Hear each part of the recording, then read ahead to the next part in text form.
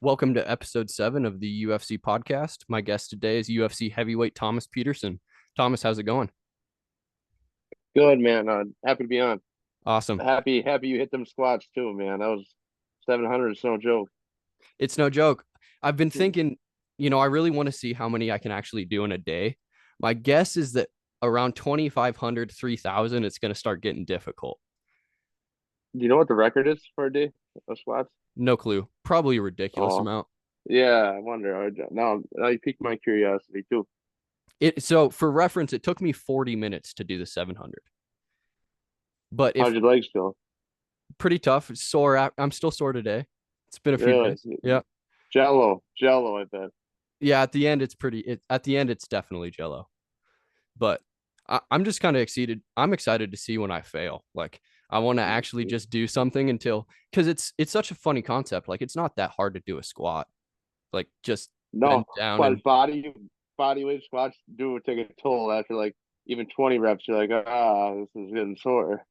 yep. Then yeah, no, I feel your pain. Have you done any crazy endurance things like that? That something just to complete failure before? Never like I guess no, but like when we were in JUCO, like the craziest like run I've ever been on, like before I like really ran was like in JUCO. They would we got on a bus and we are in Iowa and they just kept driving. Like we would just went out like some county road and they just dumped us off and they said run back, just follow the road back, and it was like 15 miles. And I wasn't used to running, and it was just that was the craziest thing that I really was like endurance wise, like not expecting, kind of surprised the body and stuff.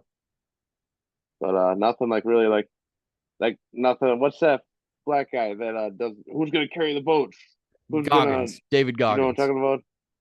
Yeah, I never done any David Goggins shit like that, No, it's insane to but me, that but I think it's cool. yeah, you know, at the very least, like it's gonna make me stronger, right? So like even if nothing happens, Can't like get I'm better, just baby. yep, Yeah, right on. Um, that's, speaking of just that improvement, man, coming off a huge win against Muhammad Usman, how was it just, your second time in the octagon and getting that first win? it was great, man. I felt like I belonged there. Like this time, like the first time I went there was like you're a fan, right? Like you like I don't know if you grew up watching this, but I grew up, watching this since I was in fourth grade. So it was the first time I went there. It's like, oh, I want to take a picture with these guys. Kind of being a fanboy, right? Like, and so yeah, and then the second time was all business. Like I went there like, hey, I need to compete. I need to, and not that I didn't do that the first time around, but it was different. It was like, this you can't take this shit lightly at all. These are killers, and you're here to do your job. And so it was a learning curve, right? Like everybody goes through it, and it just not taking anything away from Pogus. I think Pogus is, really athletic and really a good fighter. Like he did some really good things well of keeping the distance and frustrating me with a jab and I had poor head movement and so that fight was great for learning what I did wrong. I got to see all my bad habits in 15 minutes of being content. Like I thought I was winning that fight, you know, and uh and I wasn't. I guess I wasn't in the judges' eyes and a lot of people's eyes. So then even if I would have won that fight, there was a lot of things I needed to learn, and I needed to go out and take it rather than try not to lose. That's my Absolutely. Yep. biggest Did improvement from it. did you feel any sort of familiarity, at least having your UFC debut in the Apex that you had fought on the Contender Series previously, or was it still, kind of that feeling of the big show? Did that get to you?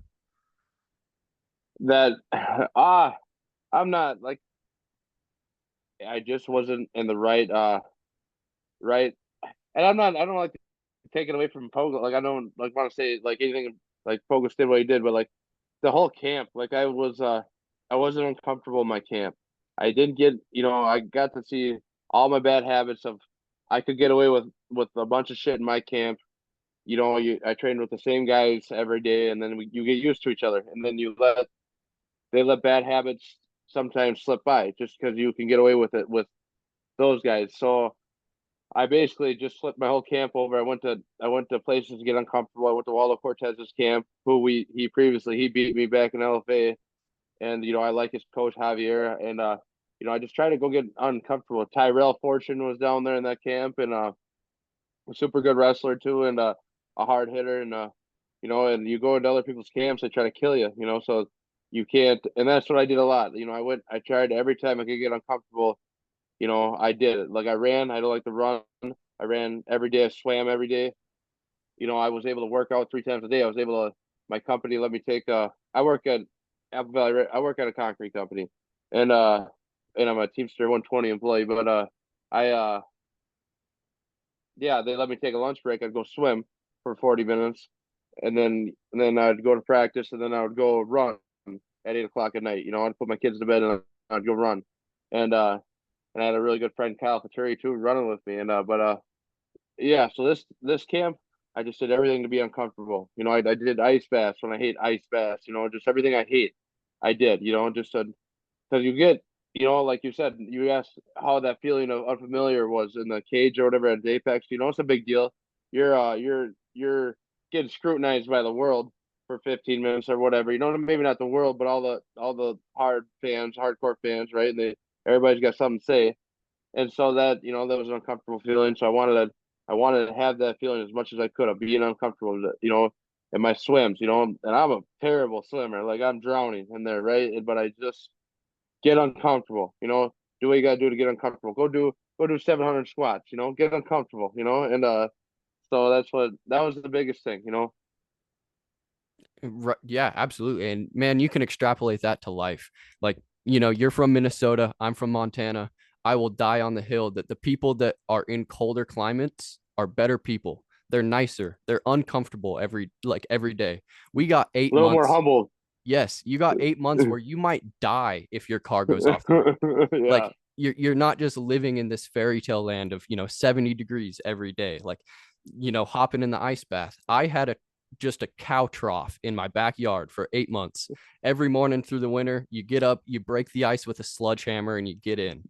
Like there's something Uh, to living uncomfortable that makes everything better. It can be your performance in the UFC. It can just be your performance in life. But I love to hear that you were really just yeah, focusing on getting out of your element and getting uncomfortable.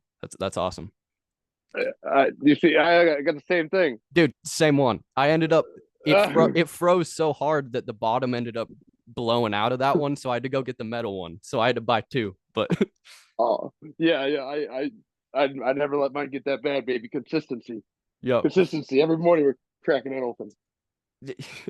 yeah, no, it's wild.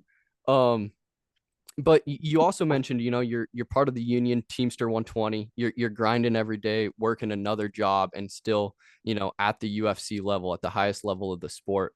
Um, does your company work with you at all? Like when you go and have a fight, most fighters get there a week before. Are they cool with you taking that week off, or just how does that work? Being working two jobs, kind of.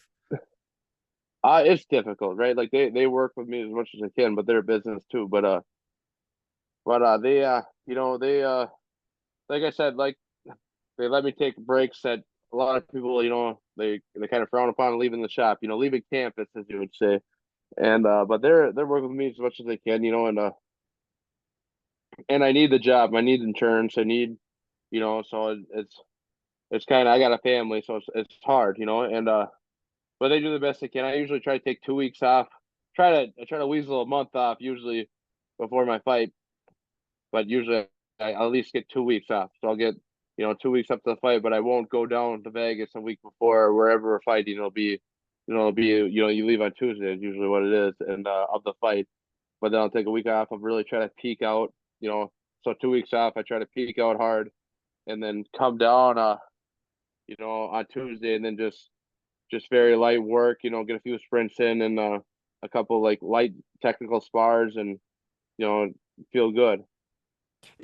How many days does the UFC provide lodging when you go out to Vegas? So Tuesday till Sunday morning, we gotta leave. That's just for a little peon, right? So I don't know what the big guys get, but that's what I get. Huh. Yeah, and then does that time off, are you taking like your actual vacation time when you take that month off? Is it a leave of absence or Yeah, I burn up all my vacation. So yeah. I get like 3 weeks, and then I usually try to. So if I got a camp, if I got a 10-week camp, right? I try to in the middle of camp, I try to go somewhere. I want to go to Javier's gym, Ultimate Combat Fitness, in Arizona or whatever. I want to go to Kill Cliff too. Now that hopefully I don't fight anybody out of there, but that's just you want to get uncomfortable in this game. You need to get uncomfortable, and but you're taking it at your own risk because you go down familiar territory. They're gonna try to kill you. I'm gonna try to go to Jamal Pogos's gym too to get a workout in Syndicate or whatever. I like his coach too, and whatever. But that's just what so that's what it's hard. You gotta kiss ass a little bit. You gotta talk to the right guys and you gotta play the game right. And you when you're at work, you gotta be you gotta show up. To be a little bit. Get these little favors. So it's just it's a balancing game and it's tough, but it's a blast. Dude, yeah, it's such a badass mindset too to always want to go to the camp of somebody that beat you. Like, keep your friends close, keep your enemies closer kind of thing. Like they did something right if they beat you. So why not go learn from them? Yeah, let's go learn. Let's go learn why how you could beat me. And it seemed like that. Well, yeah, and I grow every time. Like whatever. I have pride, and it kind of, it kind of eats me away. Like, oh, I think what if things would have gone a different way. But anyways, that Waldo was super friendly to me, and that Pogus is that I don't know. You should interview that guy. That guy's the nicest guy you'll ever talk to. And then kind of came up from a rough neighborhood or whatever, and rough. You should just super super good guy. You're talking about Minnesota nice or the Midwestern nice. He's kind of a guy that grew up in the rough side, from what I understand. So super. And yeah, not whatever. Hopefully I don't have to go to lose to go to a different camp. But it's just nice. It's just nice to go. I'm in Minnesota. I got four really reliable tough guys, but that's it. And then it's nice to go see different looks and see the best thing that I do is I have a game plan. I get it dialed in my camp, and then I want to go test it. Now I get a pre-test by going to somebody else's camp and see, hey, does this work? Is this, I did a lot of work on head movement. I did a lot of work on my boxing. I did a lot of work on I shot it outside a lot more rather than just shooting inside. And I want to see, is this going to work on guys that aren't familiar with me? That guys aren't, and it does. So it's a pre-test, and so it's a good thing, I think. Absolutely. And I mean, you see it a lot. I think, most younger fighters that are coming in that, might not have a family, might not be working another job. They're just kind of young and solo and trying to grind. They will go and kind of immediately join a larger camp. They'll go down to Jackson Wink or ATT or AKA, one of the kind of mega camps. But you have your life, you're established, you can't just pick up your roots and leave. Do you feel kind of isolated up in Minnesota at all, just not having one of the mega camps up there, or what's your feelings there?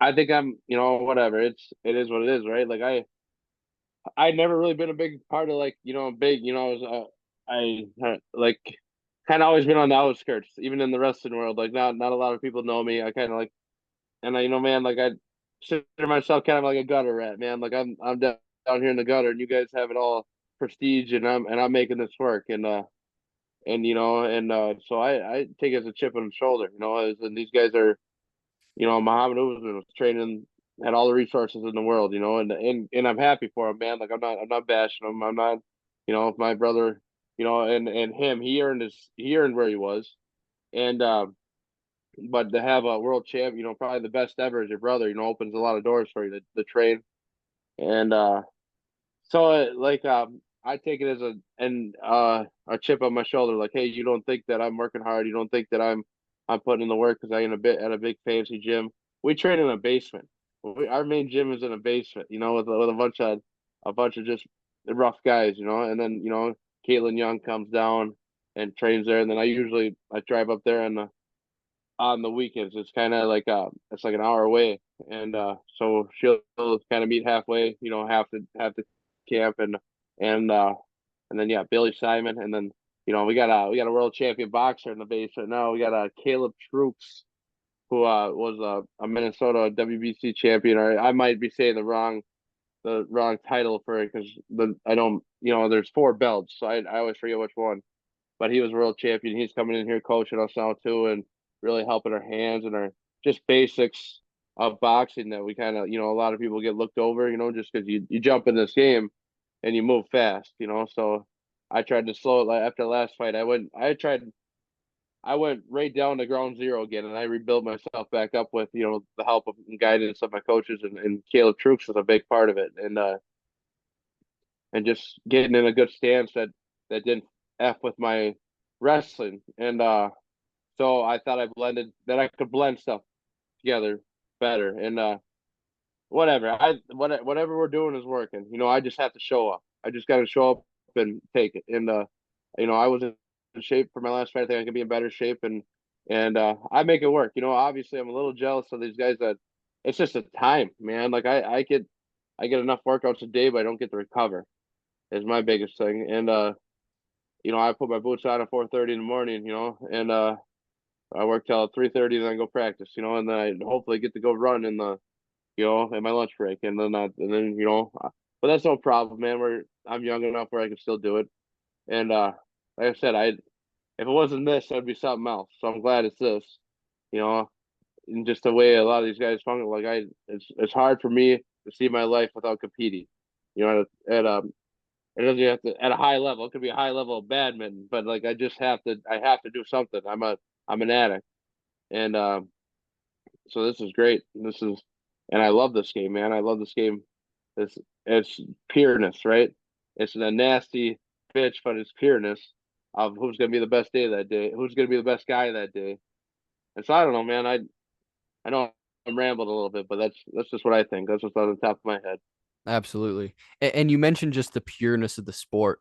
Did you feel any sort of just like relief when you finally moved from wrestling into MMA and you just could do whatever you want?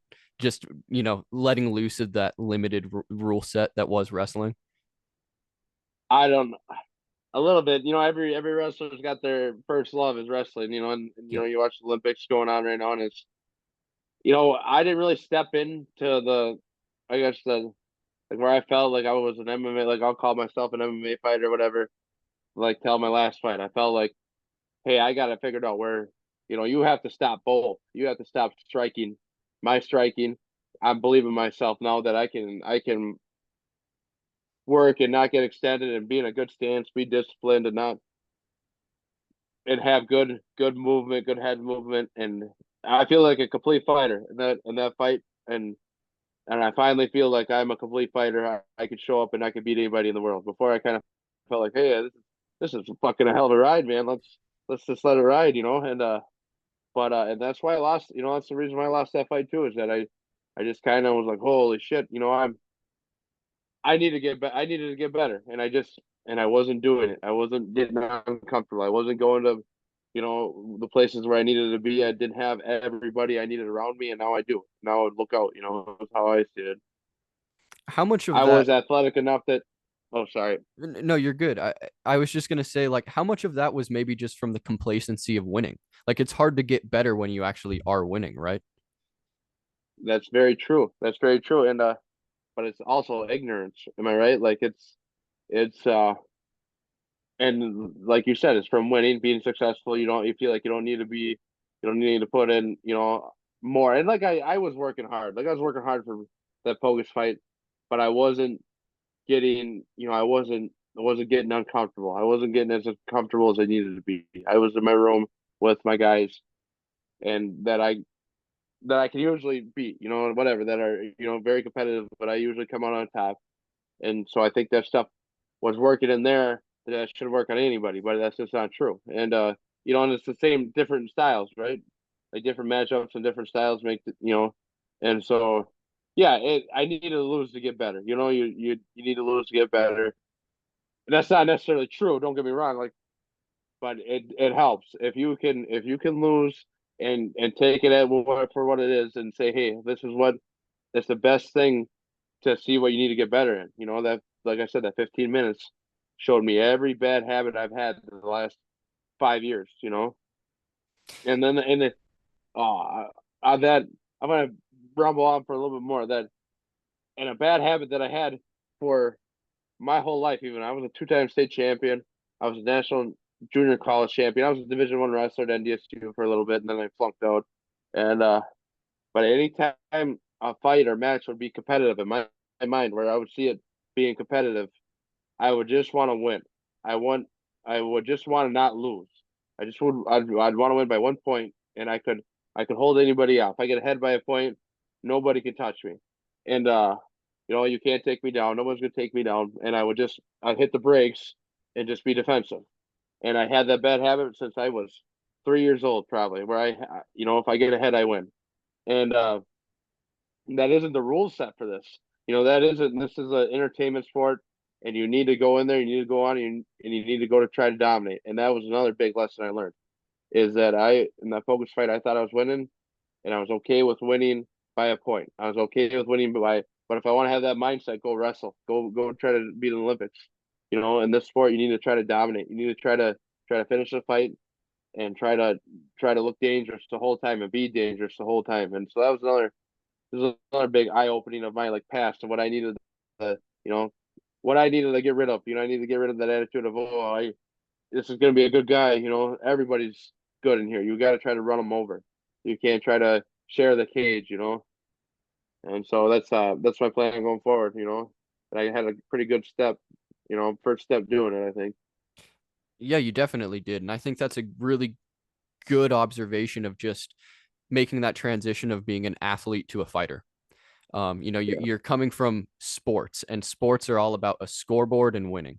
You don't even know what the scoreboard is in a fight, man. You don't know what the score is Yeah. at all. So it has to just be violence from start to finish. It is not really a sport. It's violence.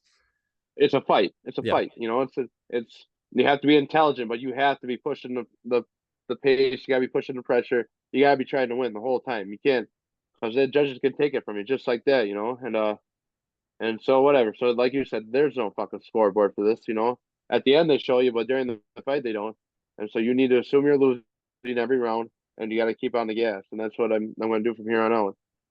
Absolutely. And honestly, I mean that's part of your paycheck too. Win or lose, Dana definitely rewards exciting fights. If you come in Yeah, and you're putting on exciting fights every single time, he's going to re-sign you.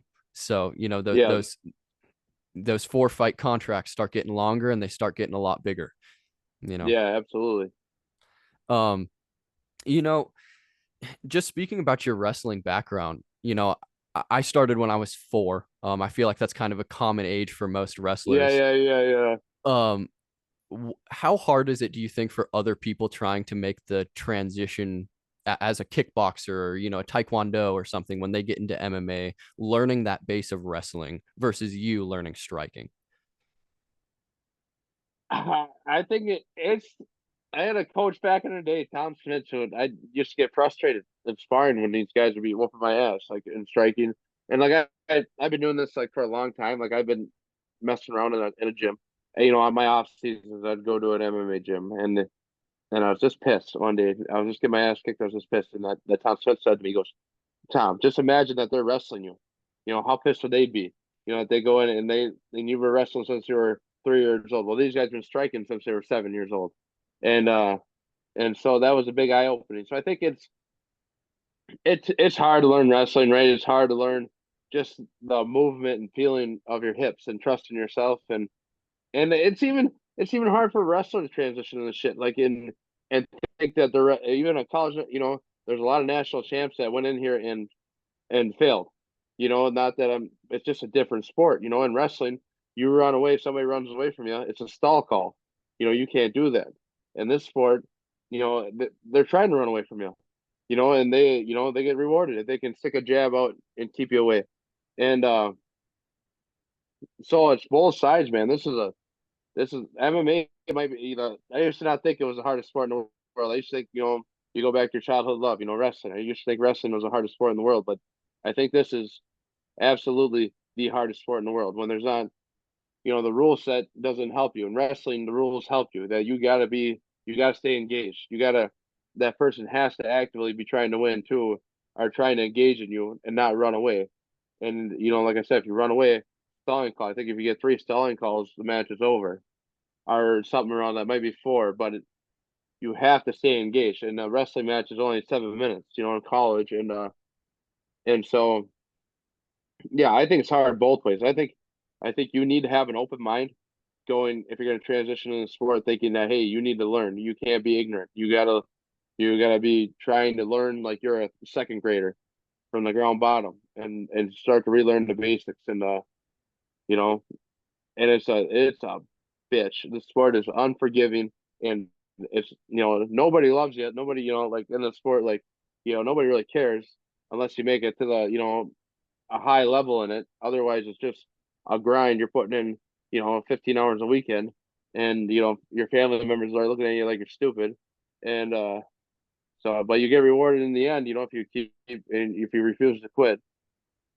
and that's basically what life's about too, right? You and now I get to live my dream. I get to chase this, and people don't look at me so stupid anymore. But whatever. It's like I say, it's all for me. It's all for me and my family doing this shit, and so whatever. Like I said, I'm having fun doing it. I'm gonna ride it till the wheels fall off, and I'm excited.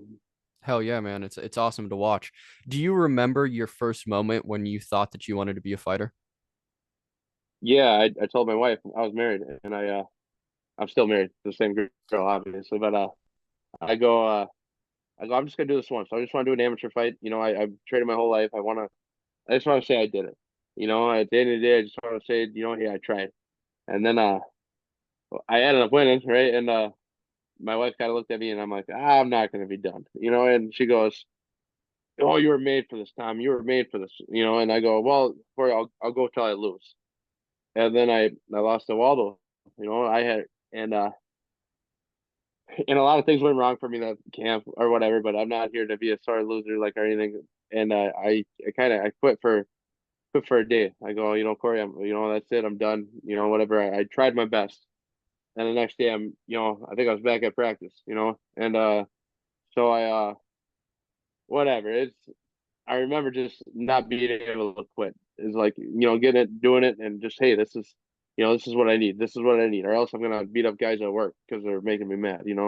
I have to be doing something. I have to be doing something competitively, or else I'm a different person a little bit. A lot of people can irritate me a lot faster, and so yeah, man, I just remember it always being a blast, and I can't give it up. Yeah, man. And I watched that Waldo Acosta fight in LFA. Super close fight. He ended up actually getting the finish in the third round. What was that like? I mean, have you been in fights as a kid? Like, what was that actually getting like TKO'd? What was that feeling? Man, I just I not that I like, and you wrestled. You said you wrestled, right? Yep, yep. As a kid, I And never wrestled in college, nothing like that. okay, but did you ever cut weight? Yes.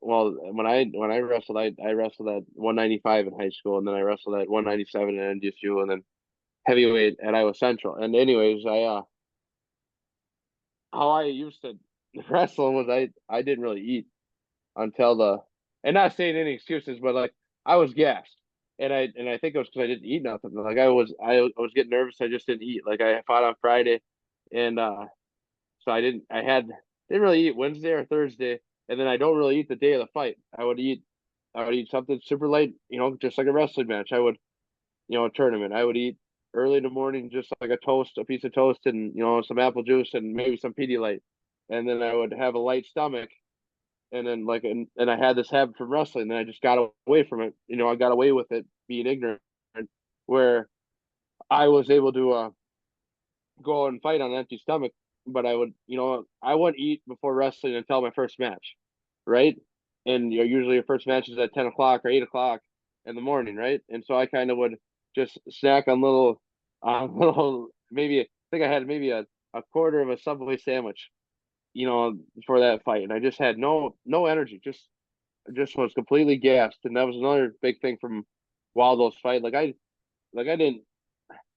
I was gassed. I didn't quit, but I was gassed, and he tagged me right over the fucking ear with he hit like a 3-2 or something, and I was all there. I just couldn't stand up.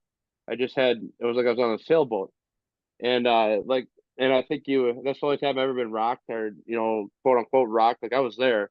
I just didn't have my feet under me.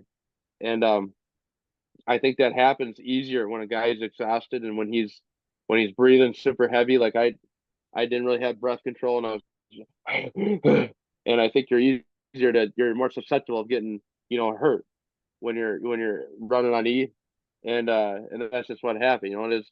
So I learned nutrition is a huge deal in this sport, and I was able to get away with it for 24 years of my life, and then I learned that hey, what do I got to do to beat a guy that can fight backwards, can fight backing up, and it made me mad. Like I was pissed, but he was a good enough guy, and his coach was very respectful, and uh and I needed to learn. I needed to learn some things, and I did.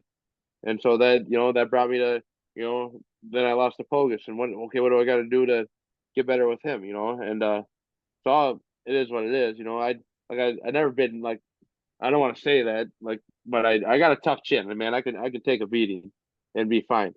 And I can eat that shit. And so whatever, I'm not afraid to go forward or not afraid to get hit.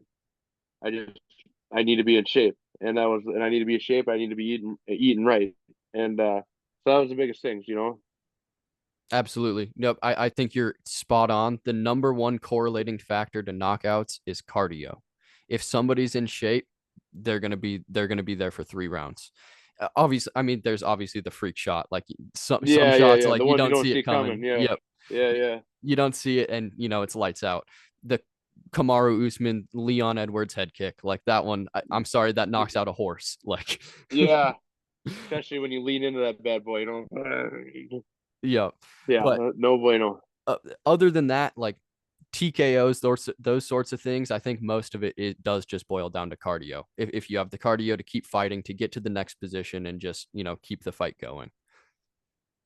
Yeah, like I said, I didn't quit. He just tagged me right up, like he hit me with a 3-2 and a three rocked me. Like just my like it was like I was on a sailboat. I just couldn't have my fucking feet under me.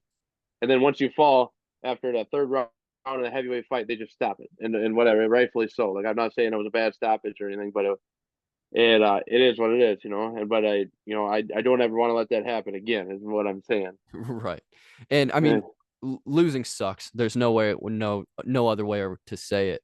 Um, but does losing in MMA feel any different than losing in a higher level wrestling match or any other sport that you did as a kid? Usually I'd win them big matches or whatever, and so like losing in this, like, and don't get me wrong, I didn't win. I wasn't a psycho freak, but if I made it to the big tournament, I could gut out a win, and it makes you like, I guess whatever. I wasn't very successful at NDSU when I was a freshman, but I never made it to a big match there. I never made it to where all the lights were on me, where I was a high horse, or whatever, where people were you know, the one lone stage, and for this you want to go jump off a fucking building when you lose, and it is what you work so hard. And in wrestling, it was you had 40 matches in a year or something like that, right? So you got to compete every fucking weekend, you got to compete every week. And this it's you're trying to peak just right, you're trying to hit it just right where you peak and you show your best performance. And if it wasn't good enough, it sucks. It's heartbreaking. It's terrible. And then I'm sure you see it. Like all the smart guys on TV are not TV on the internet. Will reach out and talk shit to you. And it's pretty wild. It's like at least I'm trying something in my life. What are you doing? And like I do this a lot for like my kids too. Like nah, I do this for me. Like right. Like I always tell my wife like when this was first getting started. Like you ever see Breaking Bad? Yep. You ever see that series yet? Where who's the main actor? I can't remember his name right now. The bald guy, I don't know the Malcolm in the actual Middle actor's actor. name. No. Yeah, even in the show, but he you know what I'm talking about, right? Walter I White think is the Walter character. White. Yeah, but I don't know Yes, the actor's name, but but Walter White says to his wife when he's gonna go on the run, he goes, you know why I did this, right? And she goes, oh, you did it for us. You did it for our family, right? And he goes, I did it for me. I was good at it, like, and then I had fun or whatever. And that's like I make sure my wife and my kids are taken care of. My wife, stays at home with our kids and raises our kids, and I go, bring home the bacon, right? But this shit, this is something that I really enjoy, and I'm excited for my kids to see me when they're 12, and able to kind of understand like what's going on. That hey, my dad chased his dream, why can't I chase mine? And that's one of the like things that I can't wait, because I don't know how much time you got, man. I know I'm talking a lot, but that was a big thing for me growing up. Was I My dad wasn't a good like he wasn't the best wrestler in the world, but he was a grinder. He was just a grinder, just a hardworking guy. And there was some matches of him in high school that he happened to get when we were like 15. Like one of his wrestler dads passed away, and then his his teammate's dad passed away, and he happened to have a bunch of matches of a couple tournaments they were at, in his basement or whatever, that they took back then, and he just kept them or whatever. And so I was able to see my dad, when he was, 16, 17, just, and when I was 5 years old or 7 years old, man, I thought that was the coolest fucking thing in the world. Like, I'm like, my dad, look how hard my dad worked. Or look how good my dad was, even though he was, was a 500 wrestler, but just was a gritty guy, So if dad can do that, what can I do? Was kind of my mindset back then. I'm hoping my kids have the same. No, I'm sure they will. I mean, I feel like most kids, as long as the parents are in the household, like they hold their dad as their hero, at least, as a young kid. As a Yeah. teenager, they might hate you. Who knows how that goes? But Oh, yeah. No, but at least they'll say, hey, if dad can do it, I can do it, even if they hate you, like if you've seen somebody close to you that can lead the way, I can do something. It can open doors for, just your mind, because this shit is hard. Like this is hard to get your mind in check of trying to be successful. And like I had a big brother, and my brother was a state champion wrestler. And I never really realized it until Zane, my brother, wasn't competing. He stopped competing after wrestling. And I recently, I talked to him like, we might have been dicks to each other back in the day, but hey, I never realized how much I appreciated you when you led the way. When it was easy to go. Oh, if Zane can do it, I can fucking do it. You're my older brother, can do it, I can do it. And uh and now you're kind of like, I don't want to say you're lone wolf in it, but that's kind of like the advantage. Like when people go to these bigger gyms, is they get people that are doing it, that are, and you get to see how they're doing it. And that was the best thing for me when I was a kid. It was my brother. I got to see him. If he failed, I got to see how he failed and what he did wrong, and what could I do better. And then when he won, I got to see it pay off of what he was doing. And so, it's that's one of the advantages of earlier, like you were talking about, of when people go to these big gyms, is they get a faster track of just seeing success and then seeing failure too, able to see other people's failures and getting to grow from it personally. how much older is Zane than you? He's 2 years older. All right. So is he your size? Is he a heavyweight too? Oh yeah, he's bigger than me. All right. So was he beating your ass growing up? Oh, beat the shit out of me. Okay. Well, And well, there's your toughness, man. Like the little yeah, brother is the one you have to watch out for. yeah, and the little brother, just he wants it, like that's what I remember. I just wanted to beat that fucker at everything. And it was strained on a relationship a little bit, right? Like when you grow up, like I grew up in a very loving home, and my dad just wanted us to compete, wanted us to go wrestle, and not with each other, but just go compete. And so obviously, like Zane, he got the attention and all that before I did, and that so I'm coming, I'm gonna work. You're working this hard, I'm gonna work this hard, I'm gonna work harder. But after the fact, after it's all said and done, man, I don't appreciate anybody really more, like besides my wife and whatever, and my kids. I love my kids, but I appreciate Zane for everything he's done. And he's still, you know, it's funny how you got any brothers? I have an older brother, but he's 11 years older than me. So it's a Oh, much different relationship that we have. well, you get closer the older you get. So when you start, that's what I found, at least for me and my brothers, that we were, we weren't mortal enemies or anything, but I was a dick. I was a younger brother, and I wanted to, and he was the older brother, kind of a dick too. And yeah, he was the back in the day, man. Yeah, I couldn't get anything on him, and it was great. It was the best thing, like you said, the younger brother syndrome, right? You wanna go there and you want to beat your brother's ass constantly. And Zane was able to beat my ass for a long time, so it really helped me. Now he comes back, and he lives down the road from me, and like a few miles. That I grew up on a farm too, and so he lives on the farm, and so he'll come and work out when he gets time, and so it's fun. It's a blast to kind of have my dad and my brother around it, Still, Hell yeah, man. How many acres did you grow up on? we grew up on like 140, so it was a little hobby farm. It wasn't, no big Montana farming. You know what I'm saying? But Hey, just grain, or did you have animals too? beef. Oh, hell yeah. We're actually like fourth generation farmers, like on that little hobby farm, right? But my dad used to milk. We grew up and kind of would go. We would help all my uncles that still milk, and we would go milk. But they in the 1980s, I think there was a big buyback from like the government. If you stopped milk and dairy for like 10 years, you signed a contract, they paid you out. And so my grandpa ended up having to take that back in the day when they were gonna lose it. And long story short, so we just had beef, but they want to. I think my brother and my dad want to start doing dairy again here soon, but we'll see. Man, that's a lot of work. Dairy's a lot harder than just beef. Oh, you're married to it. Can never leave. Do you see yourself wanting to move back to the farm too? Do you want to, work with that if you ever have any free time? Oh yeah, I still go over there. Like I said, it's just it's like 5 miles down the road. And so my kids are gonna grow up there, right? Like so that's the biggest thing. Like I got no time. Like I help when hey, a tractor's broke down or hey, we need somebody to drive. I'll go if I'm able to go, I go. Like we just poured a slab of concrete for a grain bin the other day. And then so yeah, I'm still a little bit a part of it, but I'm just an Indian going there, I'm not the chief. So I just Yep, go there and try to lend a hand. that's wild.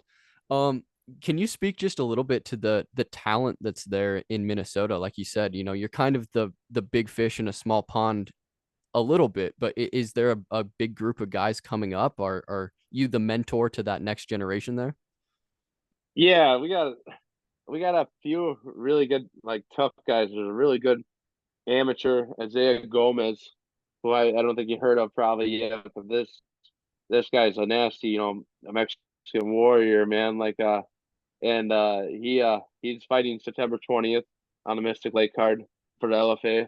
And this guy's a monster, like one of the toughest guys I've ever met. And he's picking up really quick. He was a really good wrestler. I think he's a two-time state champ, Minnesota wrestler. And but just a guy like me who went under the radar, who people didn't really recognize or didn't or didn't see as a top tier wrestler. But this guy.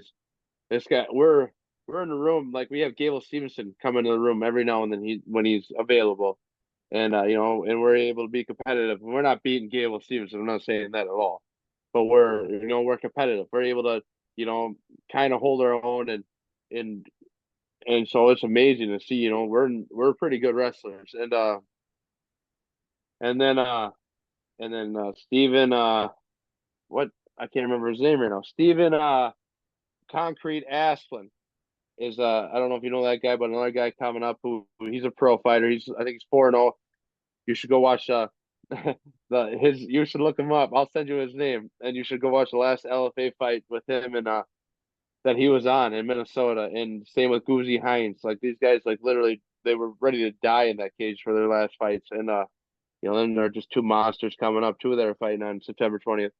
If you get time, man, you should look into them guys too. I'm sure they would love to speak to you because they always put on a show, man. These guys always put on a fucking show. And then like that Quang Lee that just got signed to the UFC who just fought. I think he fought on Saturday. Who he's a monster.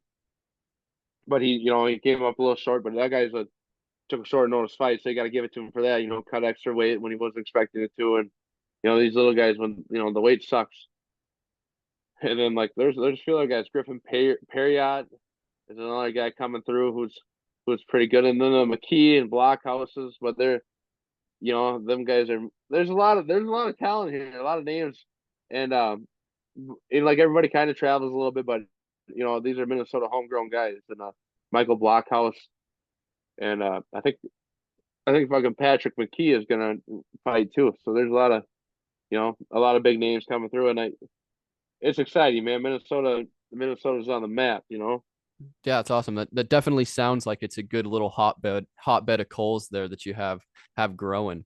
Um, Yeah. and another thing you hear people say is it's just hard to find heavyweight fighters. It's hard to get heavyweights in the room. Do you feel like it's any easier just being, in grass-fed Minnesota? Yeah, you still got to find people that like getting punched in the face. Even though I got bigger boys around me, but not a lot of guys like getting hit. And but we have a crew of guys that all want to get better. And Lawrence Phillips is another guy. For some reason he slipped my mind, but another world class fighter. And so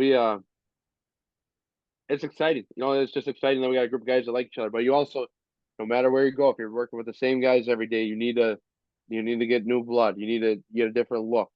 And so you can get comfortable for a little bit, but you got to get uncomfortable during your camp. And that's the biggest thing that I had to learn. And so that's what I do is you need to get uncomfortable. You need to go to a different camp for a little bit, get different looks. They're not your people that aren't your friends. They don't care for you. You're just a piece of meat.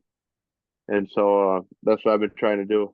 But then I start being friends with these guys, and then so I got to find a different camp.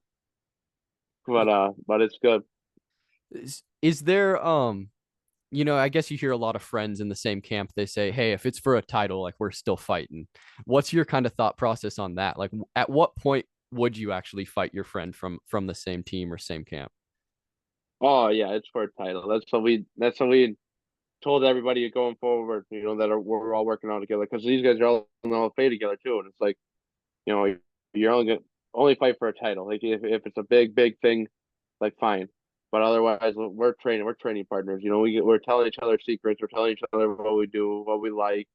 And there's just trust. And so that's especially at my homegrown camp. I try to tell these guys never fucking fight each other. We're here. We're Team Minnesota, baby. We're the few and the proud, right? And so that's what I believe, and I believe in why fight your friend. At this level, especially. If it's where they get on a Dana White Contender Series or something like that. Okay, fine. It is what it is. Or but it ultimately comes down to them too. Everybody's on their own journey. In this game. So if they wanna roll the dice with their buddy, fuck it. Yeah, it is what it is. Control what you can control, right? Um, Yeah. what was the process like? What was the phone call to get onto Dana White's Contender Series? I said yes. That was basically it. Like they called me and they offered me a fight. Like that Waldo fight. That the winner of that fight was gonna Dana White Contender Series fight. And so I kind of was like knew like I wasn't shocked that I got it. And because whatever, they liked me, or they liked of me. They said I didn't lose any stock off that Cortez fight, and whatever, just get a little bit better, and then we'll call you up. And they called me up, and whatever. So it wasn't like breathtaking, but reality set in that I'm gonna go fight and try to live out my dream a little bit. But it's weird. It's a roller coaster. It's just a roller coaster of emotions. Like that's the best way to put it. But you have to try to.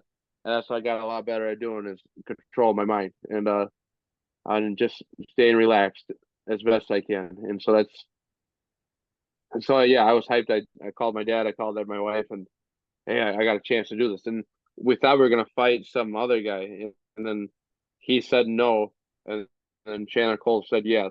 And Chandler Cole's a super nice guy too. And so I went and we fought Cole, and we brought it home. Yep, But it man, was you go speak ahead. about fighting all these nice guys, and I feel like it was maybe your last fight in the LFA. You got a pretty brutal knockout from the top mount, couple nasty elbows, ground and pound, and you just kind of sat back and just sat down. It almost seemed like you were remorseful for like Oh, beating him so bad. What was that? What was going through your head in that situation? that motherfucking Richard Foster, man! Like he this guy, he's another good guy, a Marine, right? And he came up, he came up to talk to me in weigh-ins, and he's like, and I'm a religious guy, I'm a Christian, right? And he came up and talked to me. We started talking about, our family. We started talking about God a little bit, and like really, like I was able to be friends with guys in weigh-ins, like, and not let it bother me. Before that Pogus fight. Now I'm cutthroat. I'm trying to kill you. I don't. We're not friends anymore. This Pogus is the last guy that's gonna be my friend in this world in the fighting game. And and so, but Richard Foster, just talking about his family, talking. And I talked about mine. And he asked if I would, whatever. We just had a great conversation about our faith and and he just said, I love this. I love fighting. And I go, I love fighting too. Let's fight. And so we went and whatever. I took him down. I ended up on top, and I put the guy out, and the fucking ref won't stop the fight. You're supposed to. Everybody's got to go to work on Monday, especially in this league. And everybody, and it's I'm not. It wasn't LFA's fault, and I'm not really bashing the ref's fault too. Nobody's perfect, but I was right there, and man, like I was like, are you fucking kidding me? Stop the fight! Like what? But it's a brutal fucking sport. That's what people want. They want you to kill each other. But I had a hard time. I had a hard time until I lost that Bogus fight to have that mentality of, hey, I'm going in there to kill you. And like I said, like it was a sport to me. It was a ballet. It was it was the wrestling match. I just wanted to win. And but now I'm going in there to kill you. And and that fucking fight, like I threw my hand up in there. I'm like, are you gonna stop this or what? Like, and then he finally stopped. And then yeah, and like I said, it's different fighting a UFC guy that like I said, I'm the only one going back to work. No, these guys are get to go to their fucking houses and go and lay down and take a nap for fucking 2 months or whatever, however they want. And now I'm the only asshole going to work. But back then it was tough. It's tough to go and try to kill a guy that's got a family and is going to work. There's the same situation as you. And that's what I did for my fights before. Is I would every time I had a long day at work or every time I was fucking exhausted and my kid woke up at 2 in the morning, I had to go and try to put him back to bed and he kicked and screamed, right? I would picture the guy I'm fighting is going through the same bullshit that I am. And he's in it, and I'd almost make him my imaginary friend. And so I would really like I said, it might be me just like liking these guys a lot more. Like I love Pogus. Like like before our fight, even though I didn't even know him, but I just because it was almost like we were in Marine camp together without even us being together. Like it was some psycho shit of like I'd put this guy in here. If this guy can do it, I can do it. And like it was like my big brother was with me. Like I would put Pogus as or whoever I was fighting. Like if they're doing it, why can't I do it? I know they're working out. I can work out too. And so now it's if I'm having a shitty day, it's this guy's having the best day ever. This guy's having is on a boat, you know, drinking beers, partying, and I'm out here grinding my ass off. I get edgy now instead of being, oh, he's here with me too. I'm in the dumps, but he's here with me too. Like you know what I'm saying a little bit. Yep. Dude, it's just that mindset flip. Like once that switch is flipped from Yeah, just like trying to I mentioned it before, it's from, being an athlete and thinking of it as a sport to just realizing that this is just violence. We are going to fight, you know, nobody's ever died in the UFC, but you're trying. Like that has to be the I'm goal. gonna try. Yep. For Yes, 15 minutes you're trying to end that other person. yeah, I got enough friends. Yep, exactly. So that's how I see it. And then after, I guess hug and maybe you'll go train with them. But Yeah.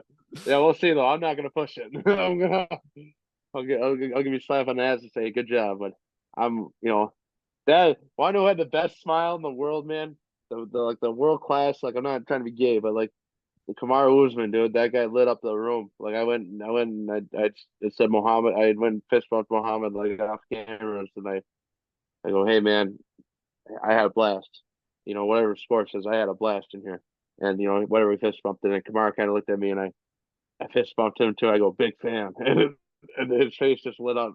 And the guy's got $1 million smile, man. Like that was like the best smile I've ever seen. that's so So he wild to must have hear. thought it was funny. Um, yeah, man, that's just I'm so glad that you're actually relishing the moments. Like that's such a cool moment to have. Former UFC champion, one of the best runs at 170. Like that's cool that you actually get to, bump knucks with him and just be like, "Hey man, I'm a fan." Like that's cool. um It made me laugh. it's perfect segue. Let's transition to some fan questions for you, and then we'll wrap this up here.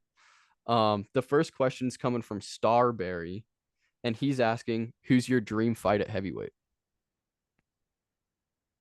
Oh man, probably Tom Aspin will be, like will be the reality dream heavyweight. I want to say John Jones, but like I mean John Jones with the same JUCO, but he's gonna be out of it. He's gonna be done by the time I climb the ranks. So I bet you Tom Aspin stays there for a while. And so I think that'd be my dream. He's probably gonna be the belt holder for a while. Yeah, I And don't see I Tom want to going go in. anywhere. No, I think he's gonna be the top tier of the cream until I get there, right? That's how I see him. Right on. I think there was actually a question about John Jones too. Yeah, there we go. Oh boy. Shindrix MMA is asking, "What are your thoughts on John Jones holding up the division?" John Jones had the greatest point ever. Like he had this fight all planned out for Stipe, right? And he's never had an injury in 20 years that he had to take any time off or whatever. How long he's been fighting since he was 23 years old. A world champion at 23, if I'm not mistaken. I had one injury, had this fight planned out. It was already in the works, and I want to fight. I want to fight Stipe Miocic, who arguably is, at least the MMA world gets new fans every day, but kind of the you know a lot of the older fans see Stipe Miocic as one of the best ever to do it at heavyweight, and so let the guy have his fight. That's what I see. Like he's got it planned out. They got it mapped out. Let him fight, and then if he wants to ride off in the fucking sunset, let him. He's good. The guys that he beat, like I don't mean to be a fucking John Jones dick rider, but like I'm a fan, right? I'm sure you are too. He beat Rampage Jackson, Lyoto Machida, Rashad Evans. All these monsters. The list goes on, and if he and never pulled out of a fight, never had really done some bad things off camera. Don't get me wrong, but but in the fight game, he's been just a reliable horse that's just been a monster, and so he's probably the best to ever do it, and so let him have his fucking fight. I had the same thought, and my first thought was, "Man, I'm gonna sound like a John Jones dick rider," but Yeah, yeah. I was like, How "Man, can you not be? How can you he's not be if you grew up watching the sport? Like how can you not be? he's my goat." Like I don't know how I Yeah. can just look past all the other issues, but like until I see somebody beat him in the octagon, like you know, uh, it's kind of like Michael Jackson. Michael Jackson, I still like his music. Yeah, yeah, yeah. You don't want to talk about the personal side Nope, though. nope. Yep. Well, No, we're gonna look past that. Yeah, uh, I don't know. It's fucked. yeah, But he's not as bad as Michael Jackson. Let's hit the line straight there. yeah. But yeah, no, I just let the guy fight Stipe. And that'll be a fun fight. And then that fucking that Alex Patera Pereira is talking about going up to heavyweight. Let him fight. Let them two fight, and then the winner gets, like he said, like fucking Tom Aspin said, let's do a tournament then or whatever, for the belt. And I thought that was a good idea. And It's never gonna but yeah, I don't happen. know. But I would love the UFC to do a tournament. Man, I wasn't alive, but Yeah, watching, on VHS, the early UFCs when they were actually tournament style was so wild, man. yeah. One day, three fights, or one day, five fights, or whatever. That's wild.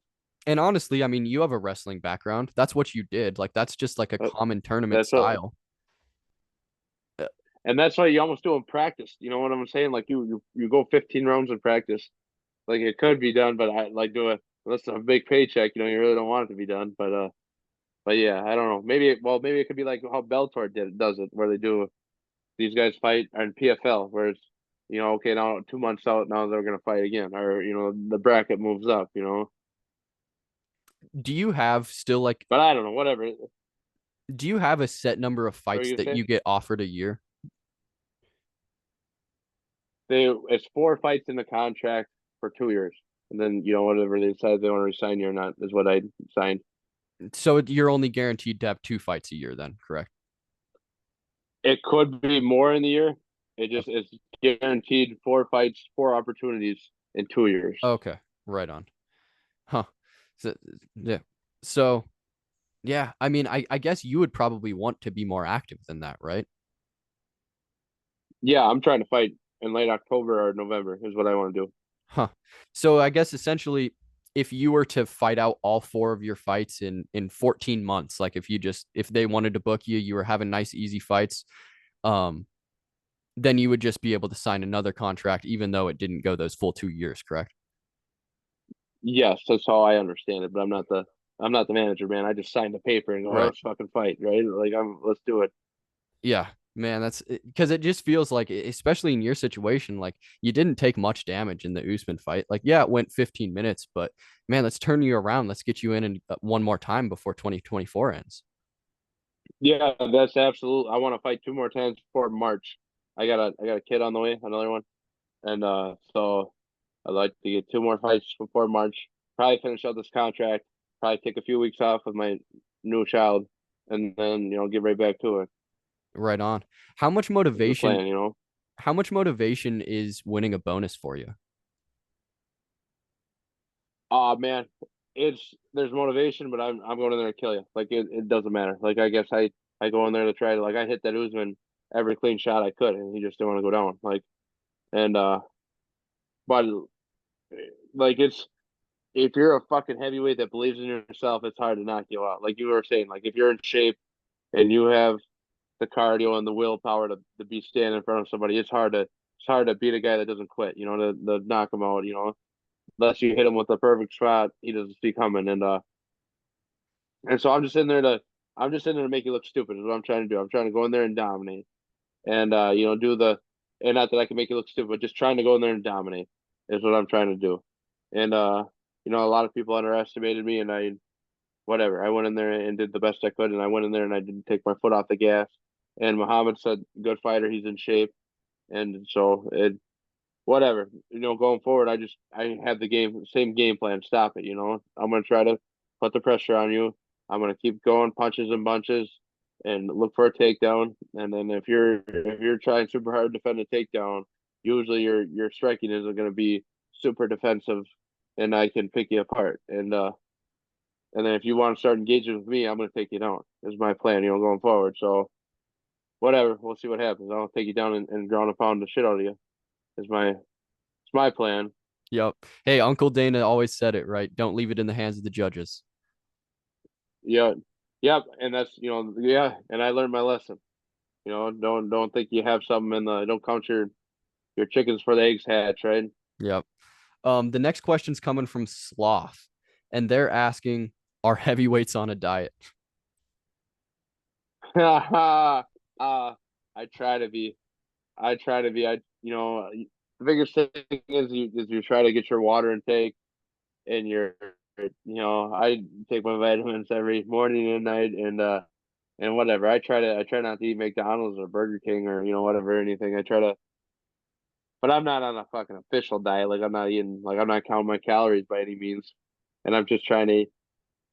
I need my calories to function, so I do eat a lot of food just for the function. But no, we're not on a fucking diet. I don't just try to eat a little bit what you think is healthier, but I try to make sure I have my calories. Is what I try to I don't want to say I'm burning 5,000 calories a day, but I probably might be. And with work and then going to train like swimming, fucking go back to work, then train again, and then run again. Like it's a long day, and yeah, and I don't get to sleep, 15 hours a day or anything like that. I get that sleep usually 6 hours a day, and then I go back to work, and it is what it is. So one thing I do enjoy is a little bit of food, and all these fucking guys call me fat and Tubby Tom, fucking Peter Parker, no, just a bunch of stupid shit.